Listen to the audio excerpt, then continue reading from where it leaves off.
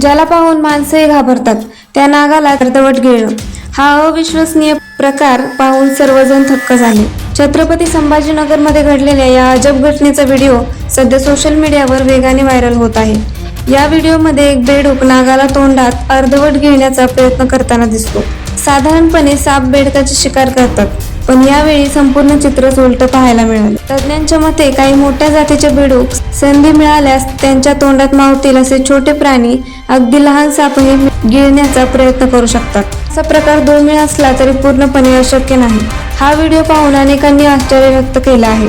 काहींनी याला निसर्गाचा अनोखा चमत्कार म्हटलं, तर काहींनी आज शिकारीच शिकार झाला असं मजेदार प्रतिक्रिया दिल्या. मात्र अशा घटना पाहताना वन्यजीवांपासून सुरक्षित अंतर ठेवणे आणि त्यांना कोणताही त्रास न देणे अत्यंत महत्त्वाचे आहे. प्रत्येक प्राण्यांची निसर्गात स्वतःची भूमिका असते आणि अशा घटना आपल्याला निसर्ग किती अनपेक्षित असू शकतो याची आठवण करून देतात.